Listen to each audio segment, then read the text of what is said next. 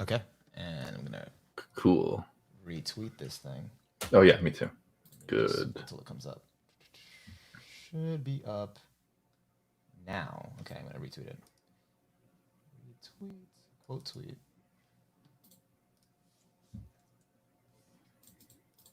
Give me that notification. Give me that sweet, sweet notification. Okay. Oh wait, I don't know if I'll get it one for the quote tweet, huh? I'm gonna tag you anyway, and then Okay. you'll probably see it. Let's see. And then you could just, yeah.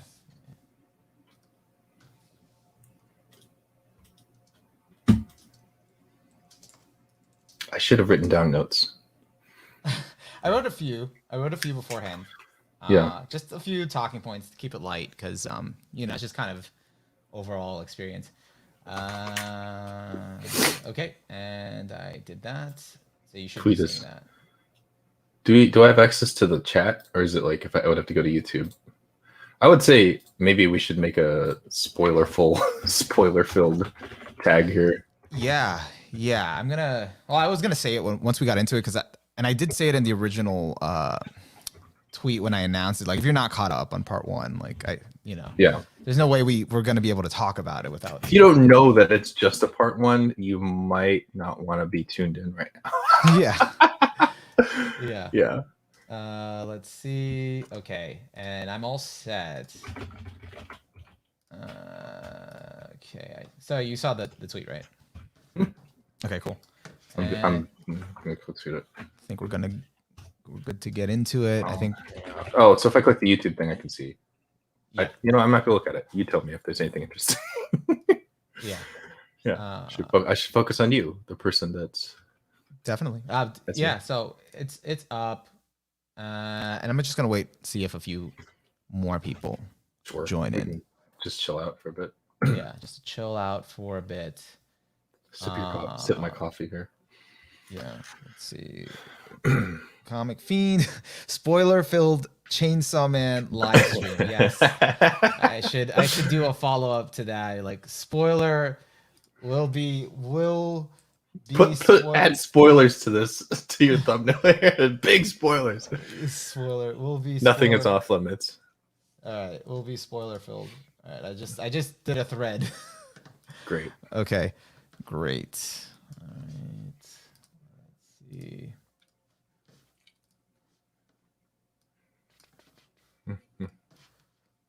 All right, we got 2 people. That's enough. That's enough to start.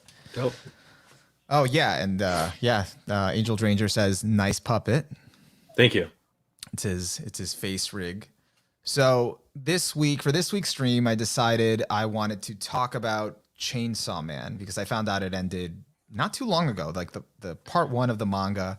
Yeah. And I had kind of fallen behind on it. I had fallen behind and I hadn't caught up. And so I was like, oh, you know what? I should get around to reading that. And I knew, so I brought on for this podcast talk show thing that I've been doing. I brought on TheComicFiend because I knew he was into Chainsaw Man, and he is the person who set me off on my reluctant journey through JoJo's. Yeah, that's right. Which, in a way, like, also Pat's fine. We can go with Pat. You want to go with Pat? I wasn't sure if. Okay. Yeah. No, that's totally fine. Yeah. So if you've seen the JoJo video that I did on my OniMaru channel a while back, this is Patrick. This is in. Whoa! I said Pat, not Patrick. That's. I'm sorry. Is that too formal? Kids. I don't know. It feels too serious. I've shied away from that. Well, if you've seen the video, that's that guy. Mm-hmm. And he actually does a voice cameo right at the end of that video.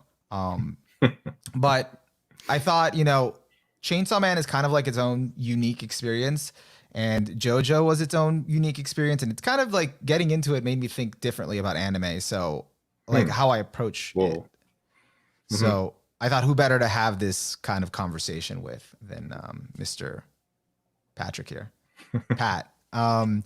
And also, besides that, he also he's kind of a jack of all trades now. We met through a mutual acquaintance. Yeah, we'll go a lot back when he was doing a podcast. So I was on his podcast, and now he's on mine, and he has his face rig. Yep. So, all right. So let's kind of get into it. Let's talk about Chainsaw Man. And how did you first get into it, or what led you to get into it? I mean, I've been a fan of how do I say that, Viz's approach to making Jump more accessible to the Western audience. Mm. You know, having read Scanlations for a long time, it's hard to compete when you're, 1-2 weeks behind, right? And so maybe 2015, 2016, when they started pushing Jump Alpha and then the Jump app where it is now, where they're making sure it's out at like the same time, I've really wanted to encourage and support that kind of thing. So I love seeing whatever new thing pops up on there. And I don't read everything, but I read a lot of the things that show up. So whenever there's something new, I'm excited. Like I'm like, oh, like is this one gonna last? Is this gonna stick? Yeah. Maybe less than wanting to see if something's for me, but just to see what will stick around, even if I don't necessarily follow it. But when Chainsaw Man showed up, gosh, was it like 2-3 years ago at this point? Yeah, it was a little bit of a while back, right? Yeah, well, I mean, it was under 100 chapters, so around 2 years. I don't have the exact date on my head, but I think maybe the concept of it was interesting. Within the first chapter, I'm like, okay, so here's another thing where they're killing demons or devils. Yeah. And here's a dude who is, this is a very sort of typical shonen thing. Dude takes on a part of a devil and that uses that to fight them. Okay, that's fine. But I think something about where he starts in chapter 1, where he's doing as many jobs as he can just to stay alive. He sold organs to just barely be there and be there with Pochita, to where he is in chapter 3, where he has a solid job. Things are more stable now. And this is he's just trying to protect this new standard of living. That's, he was in a trash can, more or less. And you were reading it like week to week, essentially, from episode 1, not even like knowing where it was going. Kind of. Yeah. And So just wanting to see, I guess, how far he was willing to go to protect that, and then like develop as a person. Because when we first meet him, he's not really a person developed as a person, I guess I should say. I don't know if I should say not a person, but he's not able to develop because he's so focused on his needs. Like he can't really mature. He can't really grow until he's able to sort of stabilize his life somewhat, even though he's even more violent and horrible situations as it goes along. And so the idea that, and this isn't like a completely unique thing, but I guess the way Fujimoto presents it as like all he wants in the beginning is sex. Like, to put it plainly, like he wants all he has to eat. And I mean, it's very it's very basic primal needs. That's all. And then as it goes along, and sort of like he thinks that these are the things that he wants, and as he grows and as he interacts with people and sorts of build a family in this found family, he's understanding that it's not just the physical needs. I mean, there are physical aspects of it that he wants or thinks he wants, until he gets sort of what he thinks are like the rewards of the horny rewards. It's like, no, this isn't. And he is pretty consistent to that for a good chunk of the manga. It's not an instant, all right, now I have noble, no pursuits. And then even like, I don't know that we knew when it took place until like way later. Like, or I wasn't like clear on when exactly it took place, because it's like, well, it's either a different timeline or, they didn't really talk about like using the internet. I didn't know how global it necessarily was, because I think it was like way later. Like, oh, this is taking place in like the 90s, like early 90s. I was actually really confused by that, and now that you're mentioning it, so I thought that was a flashback, because it said like 1997, and for everyone that I hope is on here has read it. This was like this is really close to like the last 20 chapters. There was like a big reveal, Right. and with one of the characters that's been there all along, Makima, and there was like a moment that felt like I was looking at a flashback, but then there was no transition back. Like that was what was happening in the present, and it said 1997. I was like, wait, what? Yeah, that's exactly it. Yeah, and I was like, wait, like I didn't get the reading from it because I wasn't, I guess, focused on the setting in that sense. Because of like, and this sort of recontextualizes an early encounter where he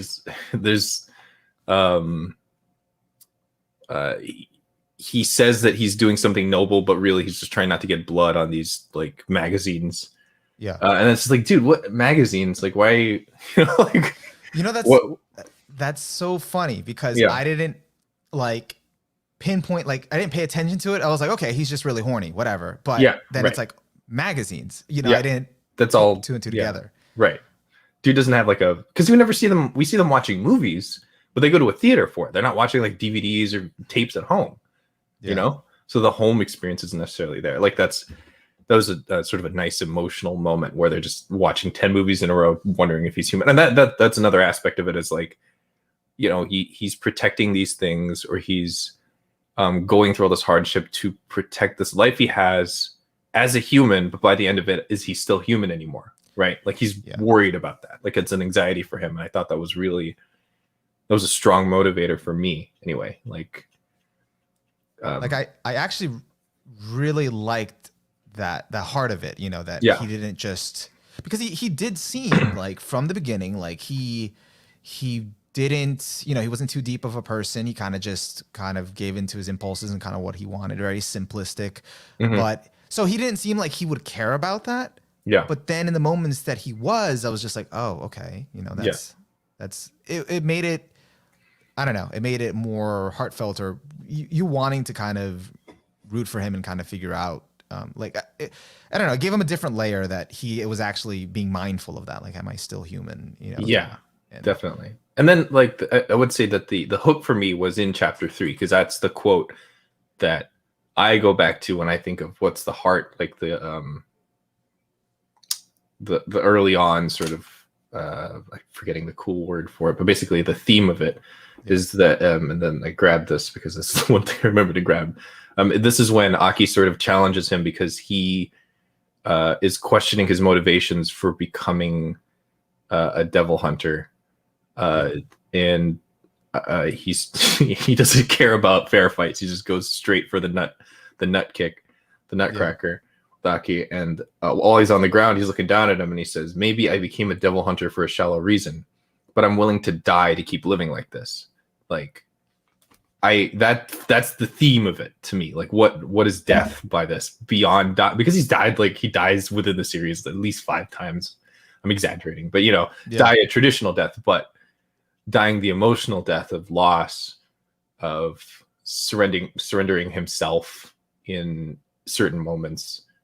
Like I think the show, I'm sorry, it's not a show yet. Not yet. Been announced. It goes, the manga, the story goes to great lengths to kind of, I feel my interpretation, say that like, it doesn't matter what your reason is as much as, as long as you're not hurting anyone, but it doesn't matter what your reason is as much as that that is your reason and you're living true to that, not because someone else, wants whatever life they want for you. So if your reason is boobs, like it is for him initially, then that's valid as long as you're honest, be honest about it. And also don't like harass people. Like, don't be a creep, like, because he's like this, he tells people plainly what he wants. And whether or not they accept that or are receptive to that is interesting. Like how do they react to this weirdo who doesn't know what love is, right? He doesn't know. He doesn't understand it. Yet. In the beginning anyway. And his only, like, for example, like his only motivation to save power, who was like right here on my background, Yeah. the fiend, or like she was like, why did you save me? And he's like, I wanted to grab your boobs, and then that was kind of it. Yeah, that was the deal. They don't know each other. Like he's not gonna pretend that he's more noble than he is. So the stupidity and the honesty of it, like you told me that this was gonna happen. Yeah. It's not an expectation. It's not this like weird expectation of it. That was what they agreed on, I guess. I don't know. Like, Yeah, but and also he didn't like, oh, I just casually saved your life. Like he put his life on the line. Yeah. Yeah. And to save her and to save Meowie, which was very important to me. Yeah. Personally. There's a moment I was looking at because the Nendoroids went up for pre-order, and I have like 2 maybe. Mm-hmm. And I was like, well, I'm probably gonna get the Denji one, and then I saw the Meowie, that a tiny Meowie came with the power one. I was like, damn it, got me. That's all it takes. I was actually looking at the figurines recently, so I did see those Nendoroids, because I was like, man, how cool would it be to just get a Chainsaw Man figurine? Yeah. And I was like, is there a full size one? Then I saw the Nendoroids. But like, and I think about like Denji himself, like I remember before the only reason I got into it was now that I'm really starting to remember, this was a year ago, and this was actually because it was out of curiosity, because I was trying to work on a video for My Hero Academia, and I was kind of I was trying to understand something about like Deku as a character, and I was doing like some like hardcore like research, trying to like articulate some things on a story perspective. And then I was looking into kind of reactive protagonists versus active protagonists, something like that. Yeah. And then someone gave me like, normally, like they were telling me like, normally, I think it was someone on my Discord, normally reactive protagonists are bad, except like in Chainsaw Man, that would be an exception. That would be like an example of a good reactive protagonist. And I was like, oh, what is that? Like normally you don't want a protagonist that's reactive, but in his case, it's done well. And I'm like, okay. And then out of curiosity, I'm like, I want to see an example of this. And then I ended up reading, like I read like a chapter or 2, and then ended up reading 60 chapters or 50 chapters in like one day. Because I wanted to get to a point that I could understand what that meant, like what, and bringing it back to less about that, but more about Chainsaw Man. That's what Denji is. He's even a lot towards the end, he's a reactive protagonist. He's affected by everything that's happening around him, and kind of like the situations that he's put in. And even close to the end, he was willing to kind of give up like his sort of like free will, or not have to think anymore, so he could just kind of not what was the suffer word? Yeah, not suffer as much. Yeah, right. But then what he kind of learns by the end is like, that's not the way to live. Yeah. And he didn't. I mean, he went through to get to that point, to surrender yourself to control like that he experienced a lot to get to that point, and then to say that he doesn't want to feel anymore, basically. And then also recognize that was a mistake. That's the sign of growth, especially coming from where he started, where that's how do I put this? Yeah, I'll think about it. But you keep thinking about it, because by the end, his intentions don't really, like his desires don't really change. He doesn't grow in that regard, which he doesn't have to. It's kind of, he is still going to be simplistic and kind of, but it's more of, he's going to actively choose how he lives. And instead of just kind of passively engaging with life, kind of going where it takes him, and whoever like deciding whatever for him, he's like, I'm going to actually choose this. Like what we were saying earlier. Yeah. Because it seemed like any time he had an opportunity to make a different decision, either Makima or the situation prevented him from becoming a little bit more independent, right? Yeah. Or like was orchestrated around him so that he really couldn't, like, where he gets pigeonholed into wanting to go on vacation or something. Yeah. He was just, because again, all he really needed, he became a devil hunter. He got a room, to sleep in, some pay, which wasn't that great. And that was it. And food in his stomach. And food in his stomach. Lots of meat. Delicious. And the promise of something more with Namakima on a, sexual level maybe, but sure, yeah. But that was enough to make him easily manipulated. Yeah. But like, I think we could come back to this because like, I want to talk about also overall how it felt like as an experience, like the whole manga, because, I refreshed on it recently. So I went back through all the chapters and I forgot how crazy, how insane this manga is. Yeah. It's hard to describe. What in particular stood out to you, I guess? At least to me, like rereading it, it's just how real the stakes are. That's, like there's shows and mangas that like have like crazy stakes, but like here, I guess like just for them to use their abilities, like for example, like Aki and like him just constantly cutting his lifespan. Oh yeah. Or what's her face? I forgot her name. The one with the eye patch, who was Aki's like mentor. Himeno. How she literally had to just give up her eye to be able to use her devil, her ghost devil. Right. It's like there is like you can feel the actual price, of having to wield these like so-called like powers in the show to able to meet your objectives. And it's kind of like, ooh, like an eye, like, or he has to give up a piece of his skin every time he uses, in Aki's case, every time he used the fox devil. Oh, is that fox. right? Yeah. Often like giving up years of your life, we see that kind of stuff in shonen series, and it's a little too nebulous. Yeah. Like what does that mean exactly? Or like, okay, well, you've put like you've lit the wick or fuse, so at some point they're going to cash in on that, but then maybe another author might dial it back, or might be like they'll work in some way that cost ends up going away. But with Aki, nope, he paid that price, like very, very, very high price. Here they legit like die, and characters early on that you thought were gonna be in it for the long haul, nope, dead. Nope, and then bye. Yep. After just one arc, they were like there for an arc, and then they were gone. And then Himeno was one for sure. I thought was gonna stick around. Yeah. And then she just gave her everything to save Aki, and then she was gone. Truly, yeah. Like there's nothing to bury in the end. Yeah, she was like, Ghost Devil can take all of me, and then you literally see all of the pieces of her body just being taken. Yeah, as it keeps going fighting, and then she doesn't even win. Like it doesn't. Yeah.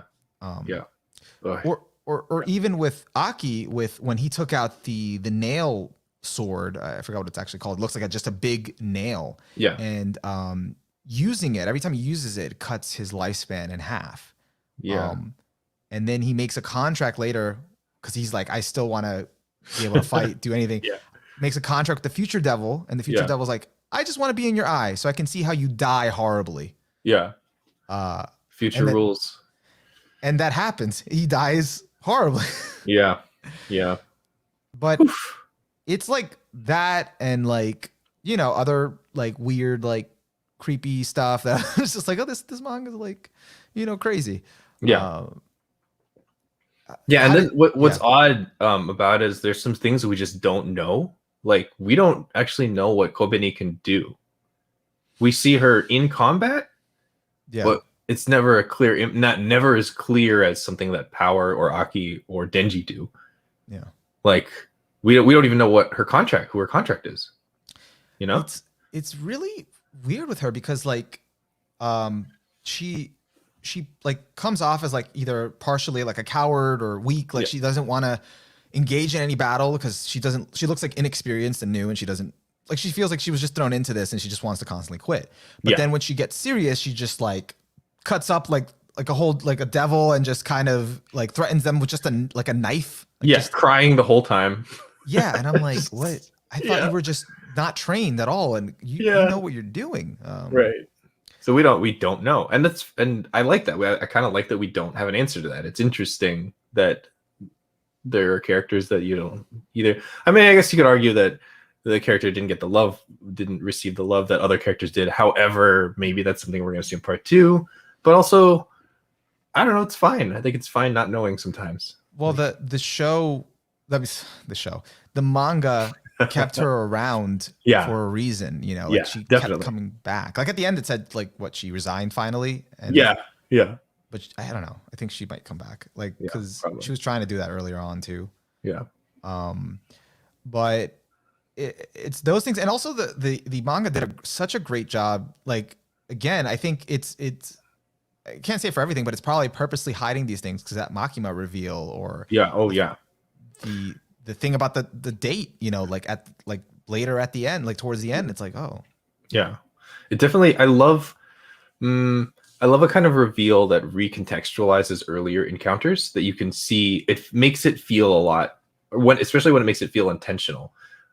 There's a language. I'm going to say the word quirk here.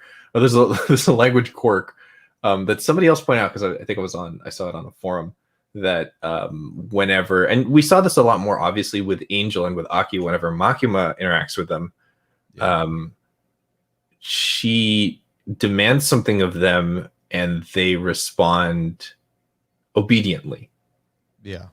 Like when she makes a request or a demand.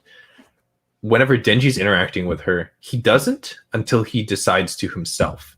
And that I think it's as far back as chapter 1. Somebody had pointed out one of the questions that she asks him is, I think she tells him to do something and then he just says something weird instead. And that's when she gets like look in her eye. That makes so much sense as to why she's interested in him from like the beginning. Because it's like, if you're the spoilers, guys, if you're the control devil, and you control anyone, and then someone's just suddenly not under your control, you're gonna be like, and it's not even like he's actively resisting her, it just didn't work and she doesn't get it. Like, what is it? Because, and then I think one of the suggestions was because Pochita had taken place of his heart. She can't control his heart because his heart is already something else. Yeah, I don't know that that's the case for sure, but that's sort of what it feels like. And especially as focused with a lot of the focus on his heart and the little Pochita that we see taking place in there physically later on. And actually, speaking of Pochita, I had read this like afterward, like he's supposed to kind of be like symbolic or something of like the only kind of actual real friend that Denji had from the beginning that didn't really want anything from him. Right. And that's why he like resides in his heart. And it's like, you know, it's that, I don't know, concept of family or someone that actually has his back when he kind of, you even realize by the end he had no one, not even his dad who he had to tend up, you know? Yeah.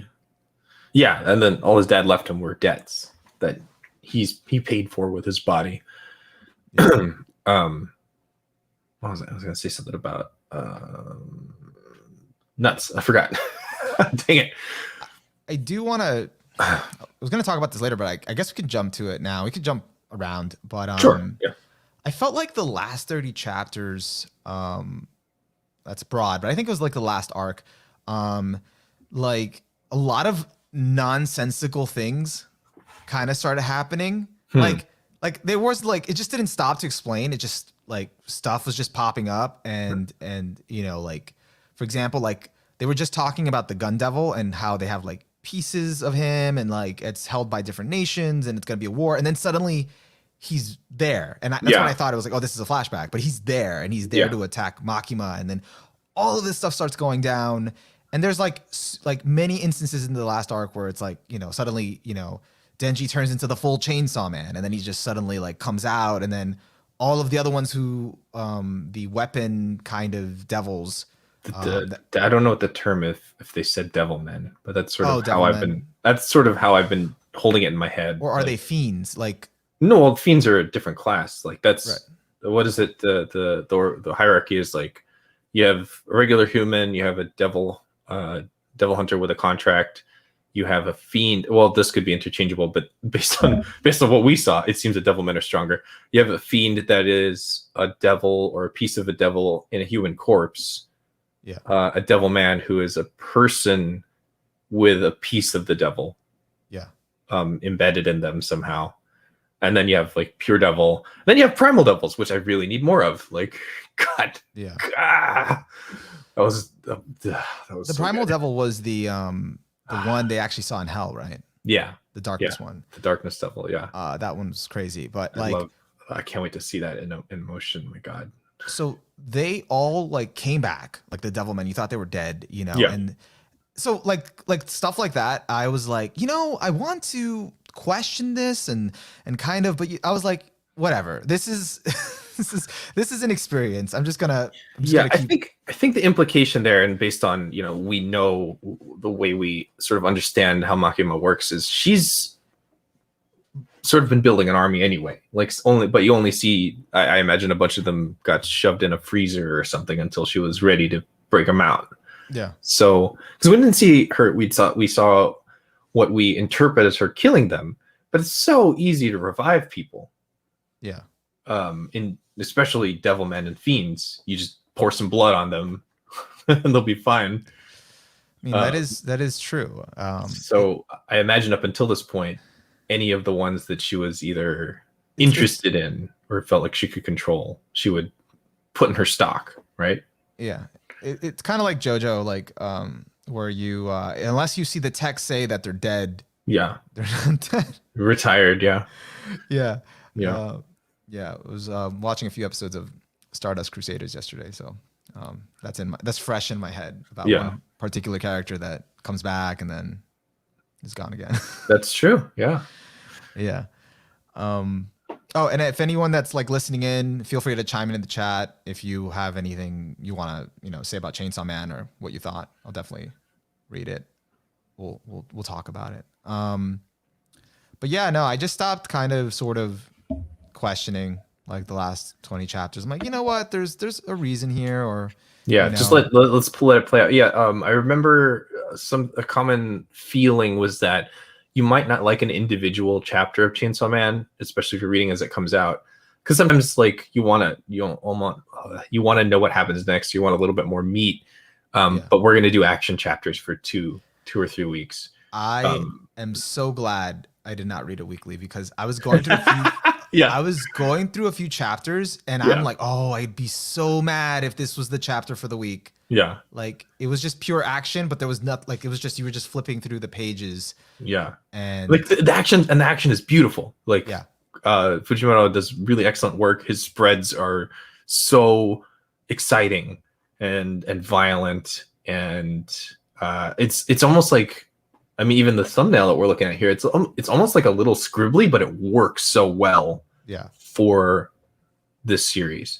And so that often it was like, well, let's just wait. Like you have to have this expectation or understanding. It's like, let's feel the arc out or feel the story out. We got to flex a little bit on the art for a week or two. Yeah. It's fine. Judge it as a whole or something, I guess. And as I was reading, I realized there's like many moments, both art wise and even with dialogue bubbles and things that they say that like, and it could have been the translation, but like out of context, they're so good. Like, you just rip that page out. You know, there's some things that Denji said. I'm like, oh, this would be a good meme. Yeah. A lot of excellent. I'm sure the anime will have a lot of great anime desktop wallpapers, desktop backgrounds. Yeah. You know, I had watched the trailer announcement thing where it showed just panels of the manga, but like all these images on top of each other, kind of like a pop art style and all that stuff, and they just had the crowd chanting Chainsaw Man. Oh yeah, I think wasn't that, I thought it was a trailer, but I think it might have been one of the trailers for, because sometimes they do commercials or trailers for new volumes. Yeah. So I think it was like near final volume trailer or something. Oh, okay, because I thought it was. I thought so too. It's cut well enough to feel like it's an anime thing. They've done this for Dungeon Delicious in Dungeon or Dungeon Meshi 2, and it's really frustrating because it's like okay. you're so close to just make an anime out of it, please. Well, I took the clip here from it. Is like it was pretty epic. It was just like oh yeah. Yeah. That was loud. Yeah. Beautiful. Yeah, it was like chainsaw, and I was like, oh man, that's exciting if that's for the anime.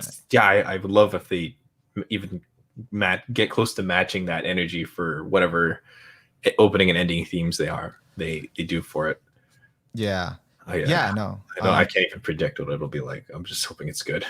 And actually, just to now I'm curious here, a little bit like regarding Chainsaw Man, what sort of resonated the most with you? Because you tend to like stuff that does have like kind of gory, kind of horror elements, ultra violent, right?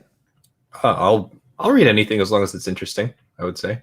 Okay. But yeah, I that's definitely in the mental library. Like, I'm not opposed to it. I will say that I've discovered or tried to verbalize it a lot more in the last year. I have a limit. There are things that make my stomach turn, and I don't. And I'm recognizing that more, and I'm sort of trying to find out where that boundary is more and more. What's like too much even for me? Because I like to think I'm open to most things, and I would say most is a good catch-all for that. But but yeah, Chainsaw Man didn't touch that. Maybe to be relevant here, Fujimoto's previous work was really pushing that. I didn't finish it. Okay. So I maybe, I don't know, I'm not going to say I should, but I maybe kind of want to see.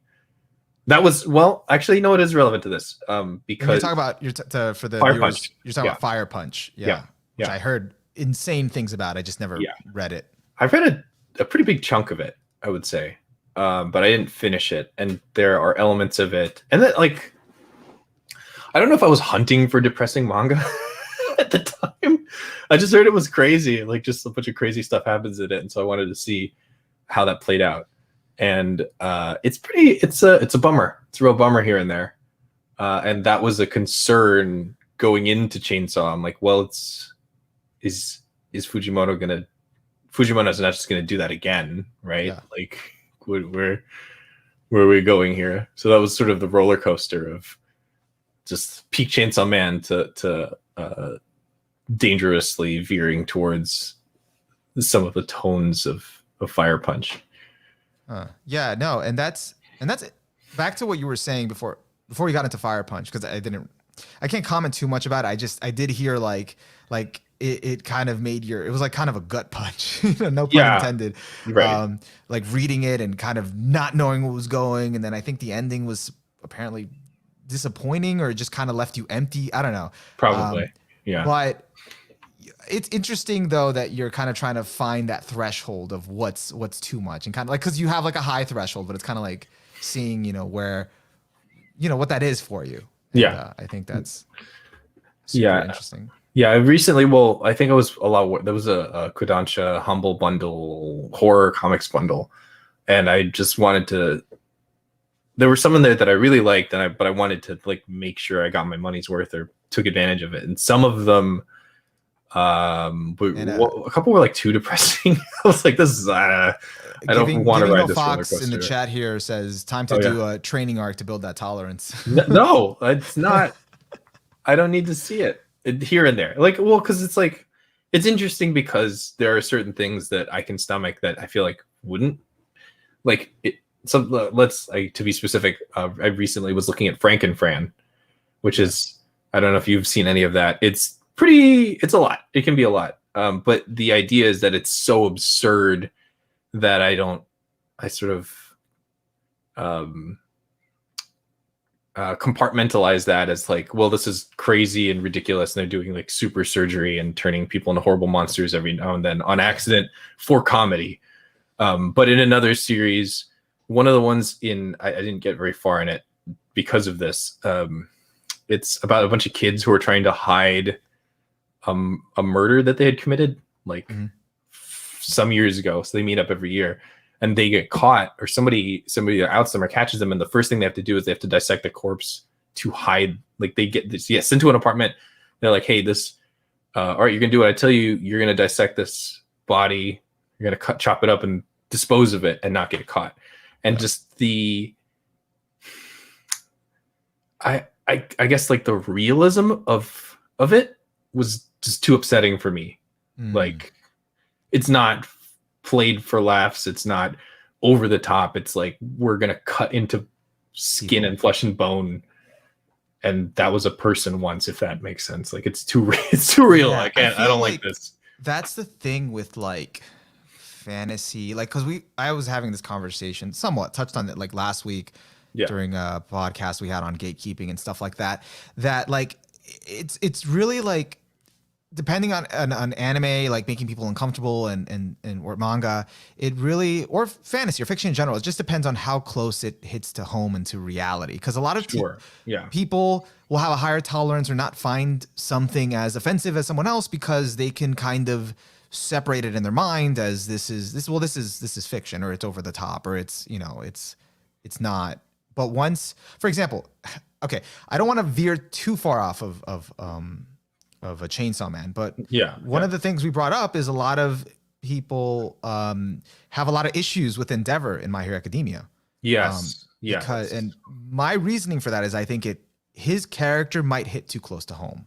Yeah. Because he's not completely evil, not completely good. He's in that like uncomfortable gray area. Yeah. Perpetuator of abuse, intent be damned. But also intent is a huge factor. Like, it's really messy, and it's hard to disentangle that from your fun hero series where the heroes are good and the villains are bad. Yeah, you have a number one hero that is a monster in a way. Yeah, but not in the fun way. And they're like, he shouldn't be having even a chance to be redeemed. Yeah. And why is the author writing him? But that's you. It's exploring that nuance, be able to explore that gray area. Right. But back to Chainsaw Man and discomfort and whatever. I feel like it definitely captures that seedy, like, ugliness of humanity. Like I specifically remember that with certain characters and certain things, but like I specifically remember when they introduced Santa Claus. And it was fitting, but he was like, I need 4 children. You know, 3 for sacrifice, 1 for pleasure. I was like, oh God. Yeah. No. Yeah. Oh. Ugh. Yeah. Yeah. Ugh. Yeah. I was like, I mean, he would be Santa Claus, but then, you know, we find out it's not. There's a lot going on. There's more going on. I actually did forget about that specific part of it because of the reveal later on. Yeah. But yeah. Yeah, I mean, a thing to realize here is that the other people in that arc, and specifically around Santa Claus, weren't good people. And we're not rooting for them in the same way that we are for Denji's team or Denji's people, right?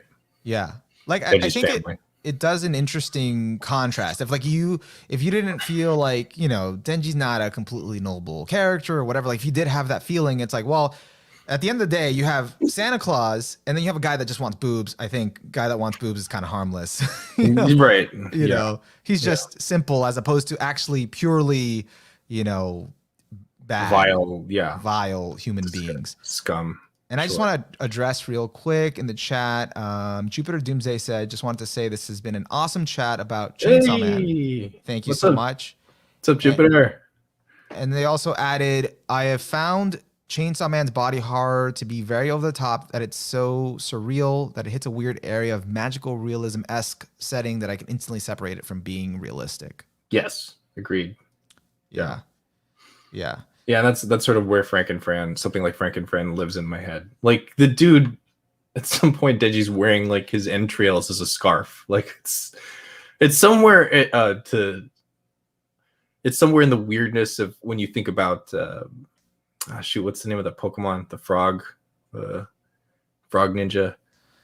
Oh, dang it. Pokemon. Oh, Greninja? Yeah, Greninja. Greninja's got his tongue wrapped around his neck as a scarf. Yeah. Like, it's not that gross, but it is weird as soon as you start thinking about it. Oh, I had that moment. Yeah. Like, where I was like, oh, this is so cool. Wait, this is his tongue. Yeah. So his mouth is just like wide open the whole time. Yeah. I mean, yeah, like, I don't know. This again, still fresh in my head, but last night I was thinking about because I was watching Stardust Crusaders and how Vanilla Ice is like one of my favorite stands in Stardust because Oh yeah, he's so creepy. He's so creepy. yeah, yeah, But it lands that feeling, and I think that's what's successful about it. yeah.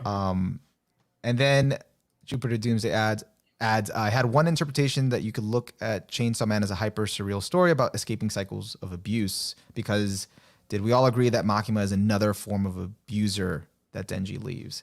Oh, Yes. Makima is totally toxic, total 100%. abuser. 100%.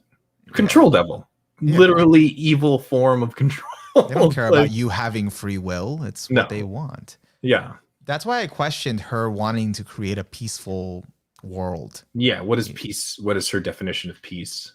Yeah, you know, taking away war, taking away hunger, but would it be a world with free will? Would it Yeah. be, or would it just be a world under her thumb? Yeah. So, what did you think were like? I don't know. Did you have any favorite arcs or most badass moments that you thought like were just insane?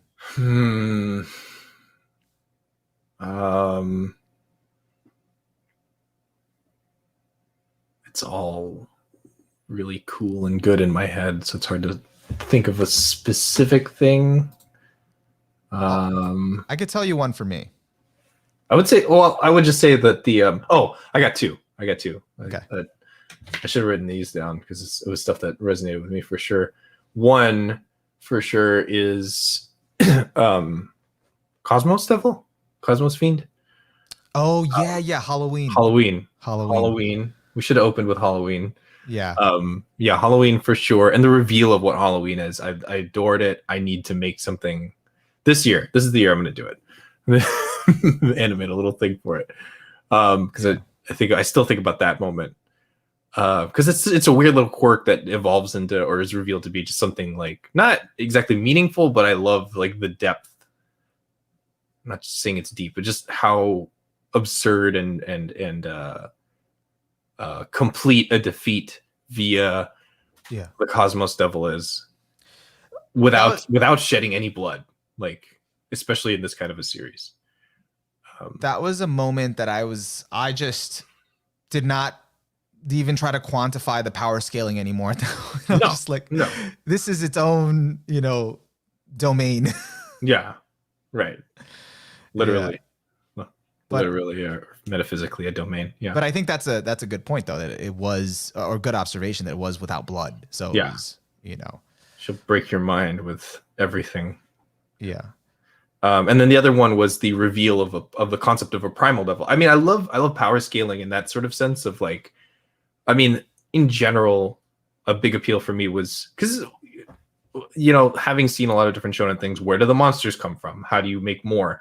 The fact that these things are powered by collective fear shared in mankind. The tomato devil might not be anything, but of course the gun devil is the worst thing.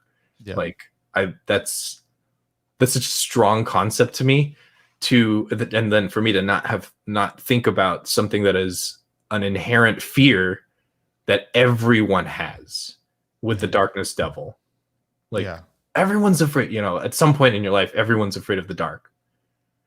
And that manifestation of that idea was in the reveal with like the abstraction of the astronauts and everything that they were like. It's just, I cannot wait. I'm sure there's a fan animation for it. I'm gonna look some up after this. Like I'm enjoying this because I don't even think I fully processed that, the astronauts and whatever. I was just more engrossed by the actual visuals, the drawings of how creepy he was, the entrance, his appearance. Yeah. He or she, just whatever it was, the different faces on it. I was reading the little comment saying, here it was supposed to represent hear no evil, see no evil.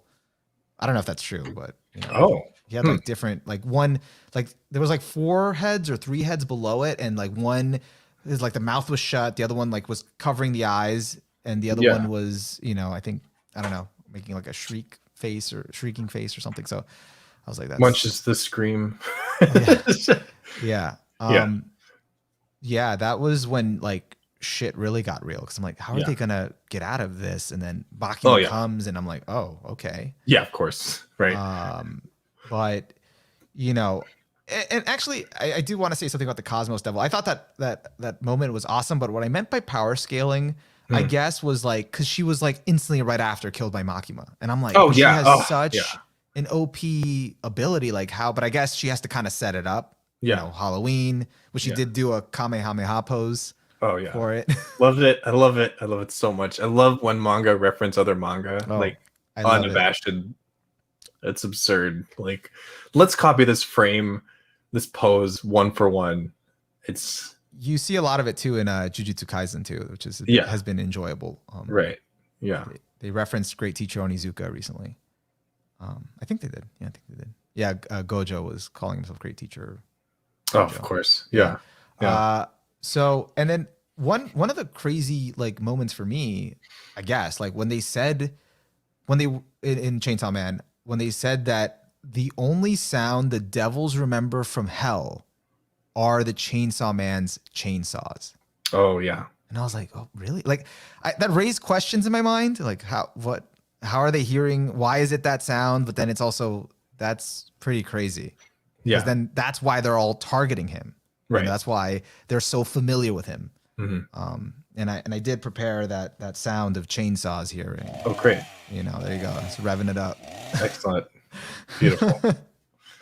Yeah, I think I saw some discussion about whether, or sort of where this Chainsaw Man thing comes from, because we can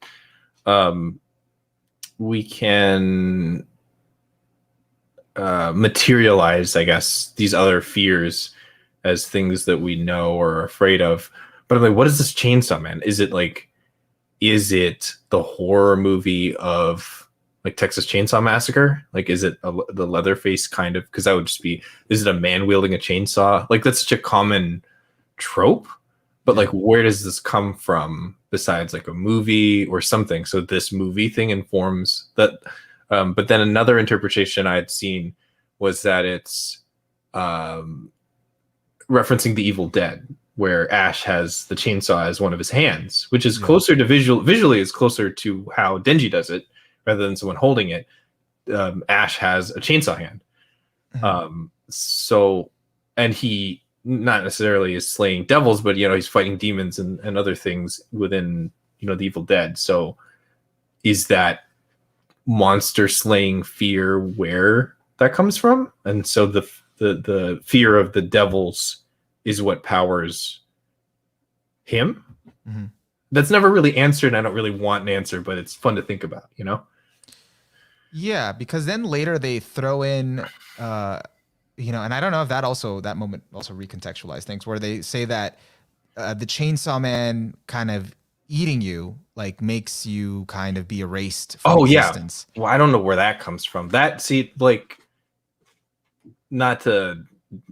been saying a lot of good things about Chainsaw Man up until this point, but I would say if anything felt like an ass pull like that, that one did, because it's like, okay, well, I guess we have a new rule then.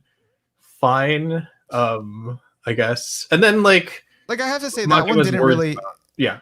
I have to say, like, I guess that one, like, if I think about it, like that one was the one that didn't fit in nicely. Like the other stuff kind of fit in. Right. You know, that one was like, how does that okay work? He eats them and they're gone forever, I guess. And then Makima had some words about like this is why like certain things don't exist in this world already. Like, you don't know what I was talking about because he already erased that. She said Hitler, World War II. Yeah, I was like, I don't know if I like this.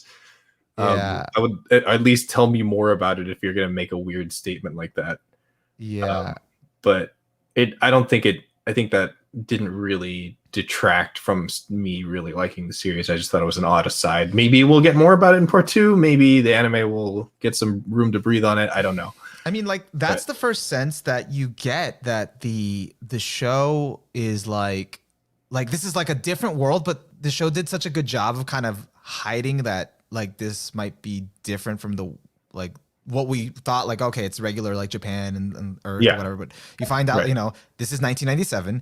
That was hidden. You find out that these events that were, you know, taken for granted or given as part of history don't exist in this world because of something Makima did. Yeah. Or Chainsaw Man. I don't know. And it was like, oh, okay. So not everything has been revealed. Yeah. Yeah. Or And yeah. I was just gonna say that the it ends as like end of part 1, end of Devil Hunter arc or whatever. I'm optimistic about there being more, but if I think about it, I don't necessarily mind it ending here. Like if it just there was never any more, maybe that would be okay. Like it feels so complete. Yeah, or at least like it feels like a strong place to end, I guess, from start to finish. Obviously, we don't know everything, but yeah. I have to ask, how did you feel about Denji eating? Oh, yeah. See, that was that. Mega spoilers there. This idea of defeating somebody or defeating the control devil, and then devils being able to come back at any time. The ultimate defeat of somebody by devouring their heart. I don't know if you had to do their heart, but it's presented in in these wonderful color pages. That's like really towing the line of like what I can stomach, I think, because we knew this person that he's eating, and him like having a fridge full of meat that he's what's amazing is that look how well he can cook now. he's a real gourmand by the end of it, which is disgusting and also like necessary for the goals that they're trying to achieve here. Like it was a very very haha moment, but then it was also like nasty. Like a Greninja moment. Like you think about it, it's more like I'm not comfortable right now. Yeah. It's like how I felt watching, because the only media I think I can think of that has done something like that is the Scott Tenorman episode of South Park. I don't know if you're familiar with it. Oh God. Yeah, actually. Yeah, no, this is exactly the thing. There was that feeling. It was like, yeah. But I guess the intent of it was different, just less because he was tricked into it. Yeah. Like here it was, I'm not like, she deserved it, and that was the only way. And I get it. Like that, that's a different, scenario. Yeah. But the feeling of this food that he's eating is a human that was just living, it was just around. It's like, oh, it's pretty gross. Yeah. Pretty gross. Yeah, actually. And that was in one of those, there was a thread of that in one of those horror mangas that I was reading. I don't necessarily think I'm not going to say it was a good one, but at some point, some dude was fed a burger, and then later on was like, he's like asking where his family is, and he's tricked into thinking that he had eaten them, because that's all he's just been eating burgers the last couple of days, which it's just like, I mean, it's supposed to be stomach wrenching, in that context. The intent. Yeah, but they were trying to also play it up as like in Chainsaw Man, like as a kind of like a quirky, kind of funny, like he actually made good food out of it. He's got the curry, he's got the nice meat. yeah, and like he's like, Makima, now we're gonna be one. Stupid idiot. Yeah, and okay, actually, and how do you? So you felt like this could kind of, if it doesn't come back, this could be a good good stopping point. But how do you feel about part 2, from what I heard, being about Denji going to school then? I'm interested to see how it plays out. I really can't predict. I don't know where Fujimoto's head is. I don't think anybody did. So there's no way I can't make any solid predictions. I could say I have some wishes that I would like to make. I would like to see Power again. That was a really hard one, especially the first way that Power went out, when Denji is hurting post after Aki's death. So for her to open up the door with his birthday cake, I would like to see Blood Fiend come back in some way. I don't know that there's any hope for someone like Aki to reappear, but I guess I don't know what the tone of the school arc would end up being. Yeah, like that's the whole school arc is a very it's a trope. You see a lot in shonen, but I think here it'll be obviously different. Yeah, by virtue of how Chainsaw Man is. Yeah, and also we don't know how, like, what's the death count going to be like? What's the body count going to end up being like for something like this? Because anybody could die at any moment. But if you're going to do a school life scenario and not like an official devil exterminator thing, you're probably going to want to keep that body count down to maintain any kind of normalcy. So the tone, I feel like, would end up shifting a lot. But yeah, I can't really make any predictions. Yeah, it wasn't so much about like too much about predictions. 'Cause I know like we don't really know what's going on, but just how you feel about it. Because I felt like some people didn't like that. It's like, all right, now they're putting him in school. Yeah. Now he's gonna do that, and also like Makima was kind of single dad mode. The main villain, and she's got like not around anymore. So it's sort of Gun Devil also, like that threat's gone. Yeah, so it's like, oh, okay. So is it really just going to be like a slice of life, But that would be really, honestly, that would be hilarious. Like Fujimoto just takes a hard left into slice of life with two freaky devil people. Like, I mean, he is a hero now. He's a hero. So that's true. Yeah. But like, or Kobeni and her hunt for a part-time job, stability in life. Yeah. Yeah. I mean, that actually, that whole thing sort of bewildered me towards the ending, where he went to visit her at her part-time job. The burger. Yeah. And made her like dance. And she's like, why am I even involved? Yeah. And I was like, is this, what's going on here? Yeah. Yeah. I think the fear there was because up until that point, he's not just killing civilians. And I would say in that moment, I didn't really like what he was doing. Yeah. But also he wasn't Denji. It wasn't Denji. Like he wasn't in control there. I don't know how necessarily I don't know that you can really reconcile that anyway, like in some sort of justice or peace sense, because everything is already crazy. But in the sense that I definitely wanted Denji back there, because I didn't like, we couldn't really understand why he decided to kill any of them, or the devil there decided to kill any of the civilians there. I don't like it. I didn't want it. Like, he looked really cool, but he was such a dick. Like, stop it. Yeah. Don't hurt Kobeni, please. Like, also. But of course we got the wonderful spread of her playing DDR. Yeah. Which really crystallized it as a series taking place in the 90s. Yeah. It's very true. Right? There was definitely some things that aren't relevant anymore that that were showing up in there. It's like, oh, okay. Yeah. It makes sense for the time and place. Yeah. What was I gonna say? Actually, who was your favorite character? Like, including like anyone, just villains, whoever. Who's your favorite character in Chainsaw Man? If you have one. Like, for me, and I would, this is sort of something I was saying this as a joke, but also sincerely, Reze, best girl. I understand the power freaks. I get you. I understand you. Power good. But Reze was the one for me, because just like I loved the reveal with her. I loved the design very much, like a cartoon bomb. Like, yeah. The explosive action. And just like it felt like there was the initial fear of like, oh no, Denji's got a little friend here, a civilian friend that some jerk is gonna kill. Never mind, she's KGB. Like, what? Never mind, she's a Russian agent. But also I got the feeling that, like, for me, that she genuinely was interested in him, and it was a possibility or a life that they could have had if not for Makima's control.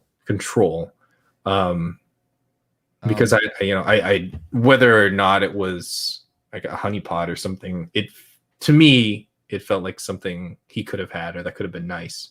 Yeah. And so when she showed up again later on, after getting defrosted, they brought her out of the I was like, refrigerator. Yeah, Reze's back. Yeah. Oh no, Reze's back. Yeah. No. Oh man. But yeah, that was a big. That was huge for me. And I still really like Denji as a character, because of like the stuff we were talking about before, is the genuine honesty there, the being able to grow, and then being able to grow as a person from basically being feral, like not and understanding what he wants and sort of refining what he wants, because I feel like that should be, maybe should be isn't the right word, but that felt like a good path, because I guess when you grow up or you experience relationships, you understand more and more what you want out of it. Yeah. And if you're happy with what you have, or if you can become somebody that can appreciate those things. Like in the series about slashing up devils with chainsaw face and arms, like I loved that about it. Like genuinely. Yeah, that I could do both. Yeah. And Denji had to kind of lose a lot of people the hard Yes. way to kind of realize, well, I got to do something about it, you know, or my Right. life and my choices. So that was definitely the best. And I definitely agree that Reze is top tier. Yes. Loved her Thank you. design. Loved that. Yes. She could pull a pin from her collar, her choker, and turn into So a bomb cool. girl. So cool. She is like right here. Oh, other way, right here in the background. Yeah. Because from the character poll, she was like number 3, number 2. Yeah. Yeah. So Hell she's yeah. up there. She's up there, even though she's like long gone. But Yeah. she's good. But people love their power and their Makima still.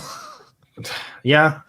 I mean, you know what? No. It's fine. I respect your right to appreciate, to be a Makima appreciator. I just don't agree. And that's fine. We're fine. We don't need to have we don't need to throw down. Yeah. As long as they recognize Makima toxic. Yeah. Oh yeah. and power don't shower. God. As long as they know what they're getting into, it's all good. Fair game, you know. Yeah. Reze's just a bomb, a walking bomb. Yep.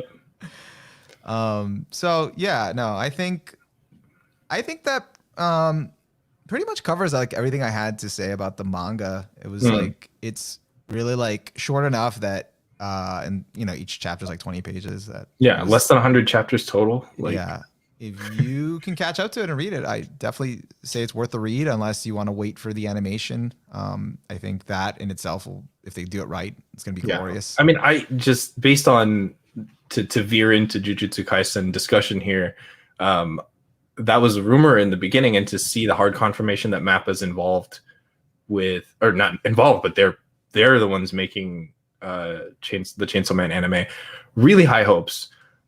Maybe a little too optimistic in terms of how well they're going to preserve the violence, but what we've seen in Jujutsu Kaisen so far, I don't think we're not in, you know, the concern here is with like the Jojo class censoring from like 2013, where Jotaro smoking a cigarette covers up half the screen with a black gradient. Oh God. I don't think we're in that space anymore. And I feel like the kind of things that they can show, I mean, I don't know. I'm maybe being too optimistic here, but I feel like the kind of things that we can see are on another level, or at least they'll be creative enough to show it in a way that's sort of TV friendly. Like, you know what I mean? Like, I mean, there's some stuff I've seen recently airing this season that I'm like, this isn't that TV friendly. Like, there's a lot of blood in here. I know Chainsaw Man takes it to another level, but I think, you know, I've been watching Attack on Titan final season, also done by Mappa, and there's some, you know, violence, you know, gore in there. So I think if in surprising places, like one of the ones we're watching this season is I'm a Spider, So What? And it's kind of gross in some spots. Like, I don't know if you've seen any of it, but there's parts where she's eating and she needs to eat, and it's disgusting because I either mean, the food is gross, or it's very close up in her tearing off the meat of something that she hasn't cooked. so that's why I didn't sign on when I saw Spider Girl. That's it. Like, all right, that's it. Potential there for grossness. I'm on. But I actually, oh my gosh, one of these cats is messing around. It's okay.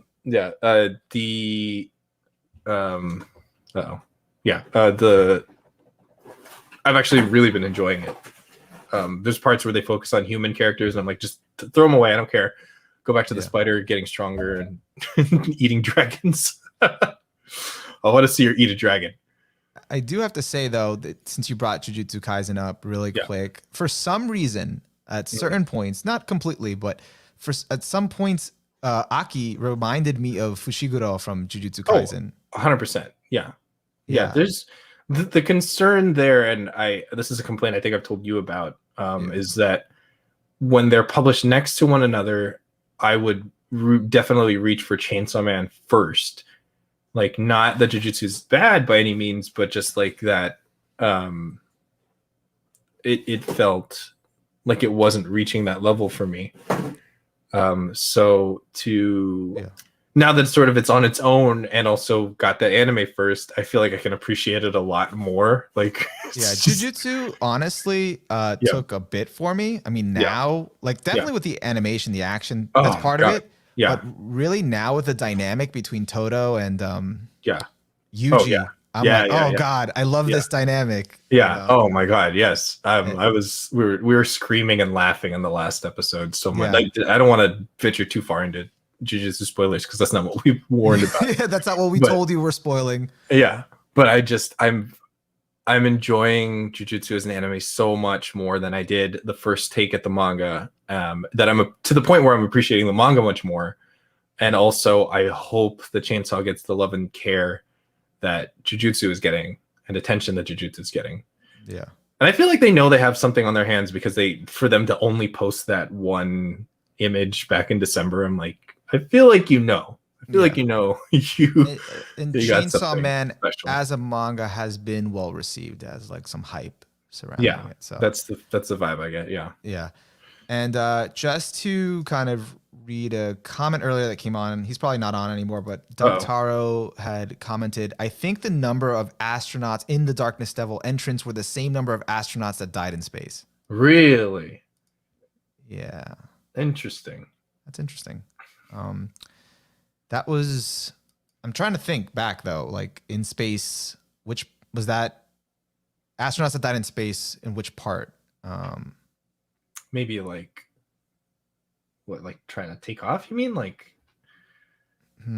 Oh, just like maybe all the astronauts that have gone into outer space and just have died. And died in space, not like went to space and Earth and then are dead. Because there's a lot more of those. That's interesting. So maybe it's a primal devil, so of course it would be all the astronauts that have gone from humanity and had to deal with the void of space. Right. And I don't think, I mean, I'm making an assumption here, but I don't think we've had any astronauts that have just like, like in a film may have like gotten separated from the ship and just floated away. Yeah. I don't think we've had that many. So this because it wasn't that many. It was like what, like less than 10, or was it around 10? I thought it was like 1, 2, 3, like 8 or maybe 6. It wasn't like too many. It wasn't like but that makes sense too. Yeah. Yeah. And then cool observation of true. Yeah. Yeah, cool observation of true. I don't know. Yeah. No, and I think so. Hopefully the anime gets a really good treatment. They kind of I think they need to keep a lot of the gore, the jokes, a lot of it just intact to kind of really sell you on it, because there's good stuff there. Yeah. And that's kind of it. That's all I have to really say about it. So if you haven't read it yet, which I don't even think you should be on this if you should be listening if you haven't read it yet. Yeah. I mean, if you are and then you want to reread it, go ahead. Yeah. Go ahead. I think it's still its own experience. And I think I'd liken it to somewhat, it's different, but to kind of in some ways like watching Jojo. Just, it's unique and violent and unique, and it's its own experience. And not too depressing. Not as depressing as some of Fujimoto's other work.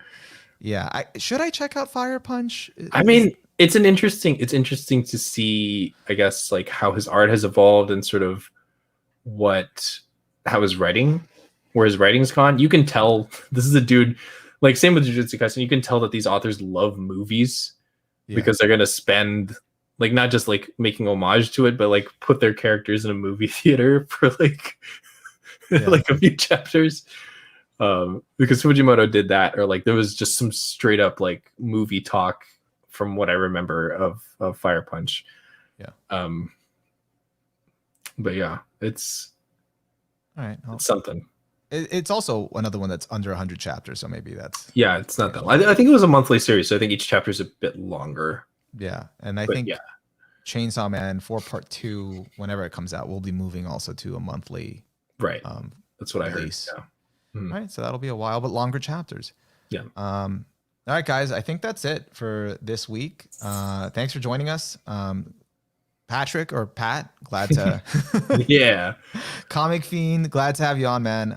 This is a good conversation. And yeah, if you want to hear more from us, you can follow Comic Fiend on Twitter, and you can follow me on Twitter, or check out my YouTube channel, youtube.com/OniMaru.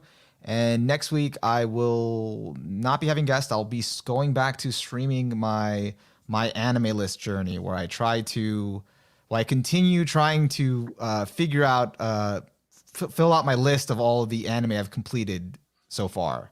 I'm up to 306. And stuff keeps popping up that I'm like, oh, I watched that. So that should be fun. I'm going to keep that going. All right, guys. See you later. Bye.